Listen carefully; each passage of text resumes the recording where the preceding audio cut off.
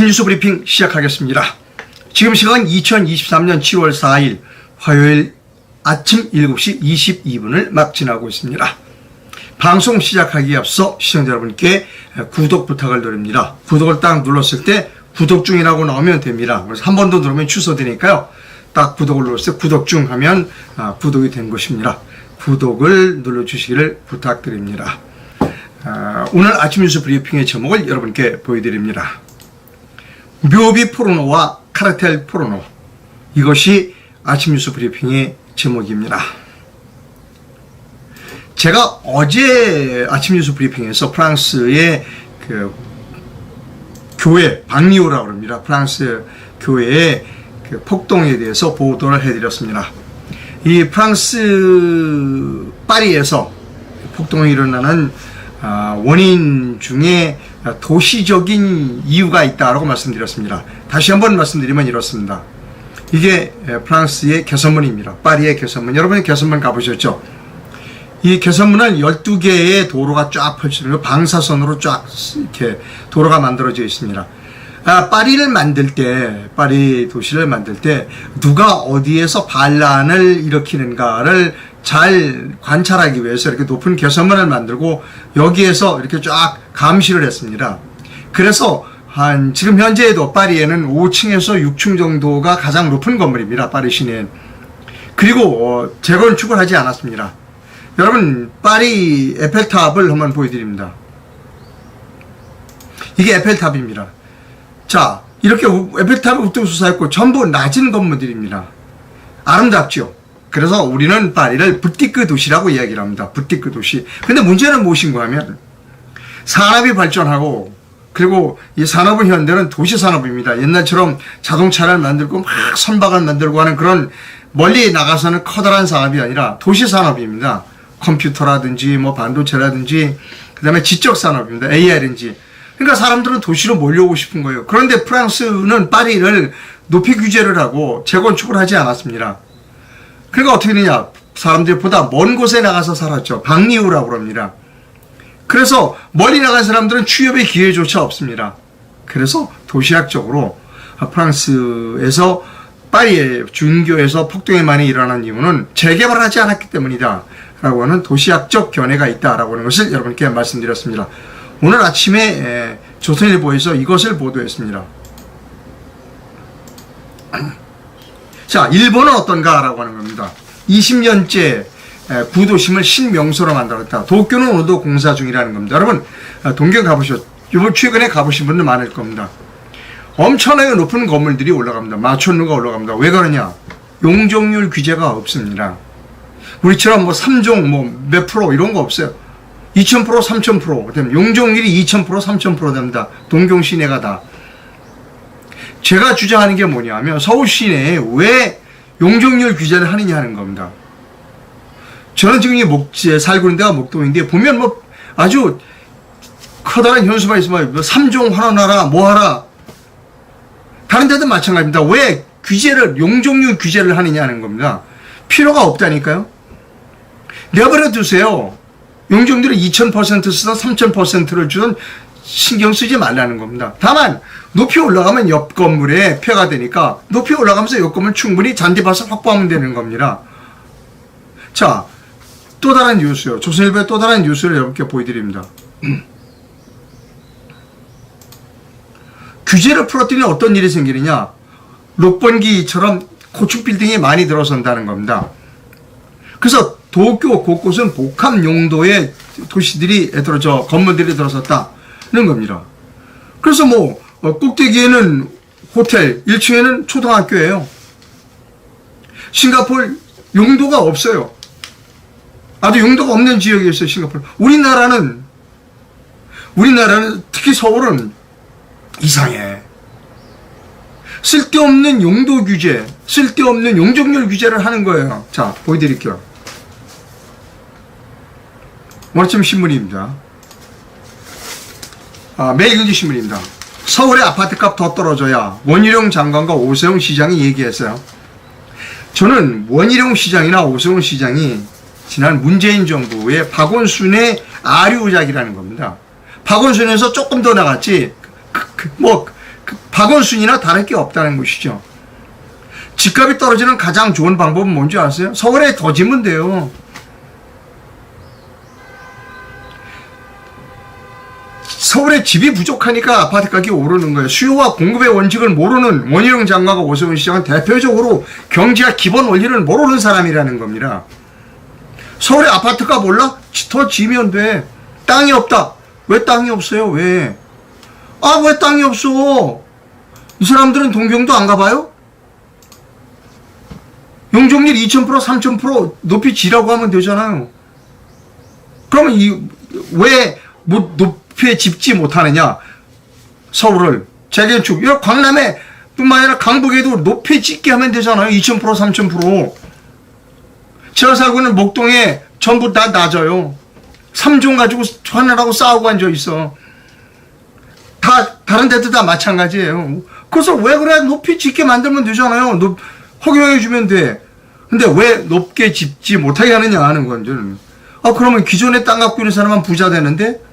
제가 여러 번 말씀드렸잖아요. 제발 공부 좀 하려고. 높이 지으면 기존에 집 갖고 있던 사람이나 땅값 갖고 있는 사람은 부자가 되겠죠. 그게 두렵다면 어떻게 해라? 이렇게 해라. 국민연금을 투자자로 넣어라. 국민연금을. 그럼 되잖아요. 잠깐 지겹게도 공부 안 해. 지겹게도. 원희룡, 오세훈 아주 공부 안 하는 대표적인 사람이야. 문재인이하고 박원순이처럼 공부 안 해. 이 사람들은. 집값 떨어지는 거? 간단해. 공급 높여주면 돼요. 땅 없다? 도쿄 봤잖아요. 바로 옆에. 비행기로 한 시간만 가면, 2시간만 가면 동경인데 거기서 한번 가봐요. 용적률 없어. 자, 지금부터 제가 심각한 말씀을 드릴 테니까 여러분 잘 들어주시길 바랍니다. 저는 부동산 전문가라고 그랬어요. 제가 논문을 쓸 때, 부동산 관련 논문을 쓸 때 일본을 자주 갔습니다. 자, 지금부터 여러분 잘 들으세요. 특히 신도시에 사시는 분 잘 들으세요. 제가 가니까 일본의 신도시에서 탈출이 막 일어나는 겁니다. 신도시 사람들이 막 동경으로 다시 들어오는 거예요. 왜? 동경이 용적률을 규제를 풀어버리니까 마천루가 들어서니까 이렇게 주택 공급비과 사무실 공급이 늘어났잖아요. 그러니까 주택 가격이 신도시보다 더 싼 거야. 쉽게 말씀드릴게요. 일산이나 분당의 아파트 값보다 서울 강남의 아파트 값이 더 싸진 거예요. 왜? 여기는 높이졌으니까. 용적률 규제를 풀었으니까. 제가 일본에 논문 쓰러 갔을 때 2006년도, 2004년도 정도, 그래서 2004년, 2008년도입니다. 저하고 지도교수하고 같이 일본을 여러 번 갔어요. 지도교수님은 저하고 여러분 갔다 오자마자 저 변두리에 있는 집을 팔았습니다. 수성가 아마 거의 팔았어요. 강남에 집을 더 큰 걸 사셨어요. 그분은 지금 완전 부자가 됐죠. 이 방송을 보고 계시는 신도시에 사시는 분들은 저를 이상로를 아주 나쁜 사람이라고 생각하고 저를 비난한 사람이 있어요. 언젠가 서울은 이렇게 될 겁니다. 이 오세훈, 원희룡 같은 공부하지 않는 사람이 아닌 진짜로 제대로 한 공부한 사람이 건설교통부 장관과 서울시장이 되면 서울은 이렇게 바뀝니다. 그러면 어떻게 되냐? 서울의 아파트 값은 떨어지고 서울의 아파트 값은 일산이나 분당보다 더 싸집니다. 그럼 어떻게 될까요? 일산과 분당에 있는 분들이 먼저 탈출하는 사람이 상공한 사람들. 지금 일본의 신도시에 있는 사람들은 탈출을 좀 늦게 한 사람들입니다. 나이 든 사람들. 이 방송을 듣고 계시는 분이, 특히 신도시에 사시고 계시는 분들이 이상로, 저를 욕하시는 분이 많을 것 같은데요. 여러분, 현실입니다. 현실은 현실로 받아들여야 돼요. 오세훈, 박원순, 오세훈, 원희룡 이런 사람들처럼 공부하지 않은 사람들이 건설교통부 장관이나 서울시장이 아니고 제대로 공부한 사람이 건설교통부 장관이나 서울시장이 되면 서울은 도쿄처럼 바뀐다. 그럼 어떻게 되냐? 집값이 떨어진다. 어디보다 떨어진다? 일산과 분당보다 더 떨어진다. 그럼 어떻게 된다? 일산과 분당은 탈출일 러쉬가 이루어질 것이다. 야, 너 왜 그렇게 엄청난 이야기를 하냐? 저는 논문을 썼잖아요. 일본에 가서 연구했잖아요. 자, 여기까지 하겠습니다. 자, 그 다음 뉴스 갈게요. 오늘 아침에 이제 저는 아침에 일어나서 신문을 다 읽고 그 다음에 이제 페이스북에 들어가서 쫙 이렇게 다 검색을 합니다. 번쩍 뛰는 그 포스팅이 하나 있어요. 여러분께 그걸 보여드립니다.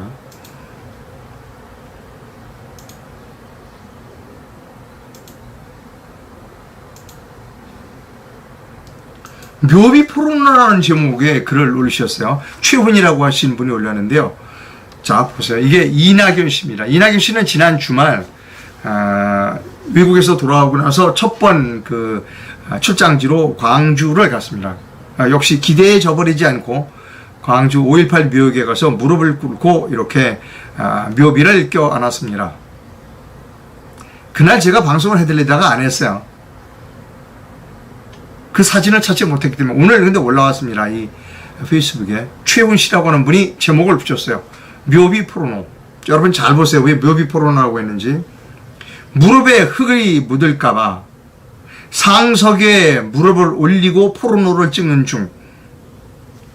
여러분 이제 이해하셨습니까? 상석에는 무릎이나 발을 올리지 않습니다. 여러분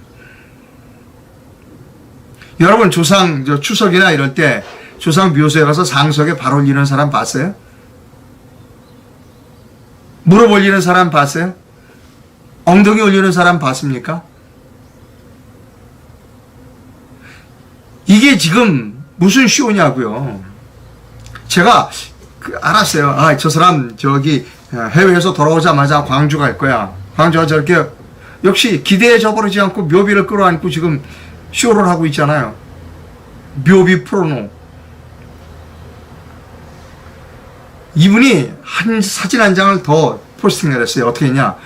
이 사람은 비석을 밟고 다니는데요. 옛날 사진인 것 같아요. 이거는. 이게 전두환 묘비입니다. 전두환.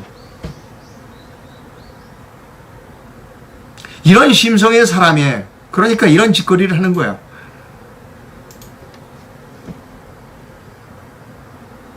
이게 전두환 기념비래요, 여러분. 전두환이 이 기념비, 전두환이 쓴 기념비라고 그러는데 이거 밟고 다니는 거예요.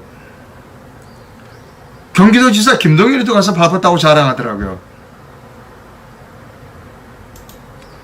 묘비 포르노. 참 이분 제목 잘 붙였습니다. 묘비 포르노. 자, 오늘 제목 다시 한번 보여드리고 계속 아침 뉴스 브리핑 진행하겠습니다. 묘비 포르노와 카르텔 포르노. 여러분 요즘 카르텔이라고 하는 단어로 재미를 보고 계신 분이 있습니다. 이분이죠. 자, 오늘 아침 중앙일보 기사를 여러분께 보여드립니다. 뭐라고 그랬냐면 윤 대통령이 이렇게 말했습니다. 우리는 반카르텔 정부다. 가차없이 싸워달라고 합니다. 윤석열 대통령은 3일 신임 차관들에게 이렇게 말했다. 우리 정부는 반카르텔 정부다. 이권 카르텔과 가차없이 싸워달라고 당부했다고 대통령실이 전했다. 자, 제가 어제도 방송했죠. 이거 틀린 말이 아니에요. 카르텔. 우리나라에 이권 카르텔이 심해요. 사교육 카르텔도 있고 많아요. 그런데 여러분 카르텔 중에 가장 강한 카르텔이 뭘까요? 그 대한민국을 가장 망치는 카르텔이 뭔지 알아요? 사법 카르텔이에요. 사법 카르텔. 이분이 해야 할 일은 가장 먼저 해야 할 일은 사법 카르텔을 척결하는 거예요. 근데 못해요. 왜? 자신이 사법에 속해 있었고 자신이 사법 카르텔의 주역이었기 때문에 그런 거예요. 주인공이었기 때문에. 이런 걸 보고 뭐다? 위선이라고 하는 겁니다. 이 사람도 위선이고요. 이 사람도 위선이고 이 사람도 위선인 거예요. 이 사람은 지금 묘비 카르텔로 재미를 보고 있는 사람이고 이 사람은 사법 그냥 카르텔 사법 사교육 카르텔 이권 카르텔 이걸로 재미를 보고 있는 사람이에요. 둘 다 정직하지 못한 사람이라는 것이죠, 여러분. 더욱더 비극은 뭐냐면 둘 다 이쪽에 정직하지 못한 사람의 쭈루룩 줄을 섰고 이쪽에 정직하지 못한 사람의 쭉 줄을 섰다는 겁니다. 그게 대한민국의 비극이에요. 저처럼 당신 잘못하고 당신도 잘못하는 거야. 라고 얘기해 주는 사람이 그렇게 많지 않다는 겁니다. 특히 이쪽은 더해요. 옛날 태극기를 들었던 독립 언론인들도 사법 카르텔을 타파해라. 당신이 오른팔을 끌어내는 아픔을 겪어라. 당신이 희생해라. 라고 하는 이야기를 하지 않는다는 겁니다. 그게 대한민국의 비극이에요. 많은 독립 언론인들이 이미 윤석열, 윤비어천가를 불렀어요. 그럼 어떻게 된다? 대한민국은 망하는 겁니다, 여러분. 여기 아마 댓글로 이제 저를 비난한 글이 많이 들어올 거예요. 이상로가 말이야, 윤석열을 비난하는데, 아, 잘하고 있잖아. 사교육 카르텔 없애자고, 끊어가지고, 그 다음에 이 국가 파괴 세력 카르텔 없애고, 이권 카르텔 없애고, 잘하죠. 그게 불편한 거예요, 여러분. 말을 잘하는 게 불편한 겁니다. 말을 못해야 밉지는 않죠. 죄송합니다. 밉다는 표현은 제가 뺄게요. 가장 심각한 카르텔이 사법 카르텔이에요. 제발 정신 좀 차리세요. 우리 우파 유튜브들. 윤석열 대통령 귀하가 말씀하시는 그 카르텔 중에 가장 심각한 게 사법 카르텔입니다. 그거 타파하세요. 라고 이야기를 해야 하는 겁니다. 이쪽은 얘기 하나 많아요. 이거 한 일 이분도 했어요. 지난번에 부보 때 가서 이분도 이거 여기 가서 이렇게 했어. 똑같은 사람들이라니까. 누가 더 낫다? 글쎄 난 나은 것 같지 않은데. 이분이 이제 이재명 뒤에 당대표가 될지 아닐지 모르지만 또 선거에 나오겠죠. 이 사람도 표 달라고 그러고 이 사람도 표 달라고 그래. 표를 줘야 돼요, 우리가 여러분?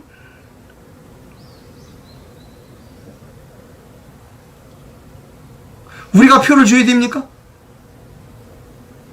표를 줘야 돼? 가장 중요한 일을 안 하고 있잖아요. 가장 중요한 일이 뭐라고요? 이분이 해야 될 일이? 지금은 부정선거에 대해서 왜 수사를 안 해요? 왜? 부정선거와 사법 카르텔은 연결이 되어 있기 때문에 그런 거예요. 그러니까 입도 뻥끗 안 해. 여러분.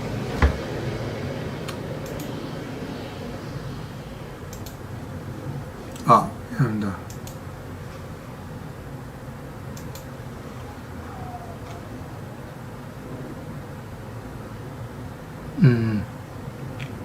예.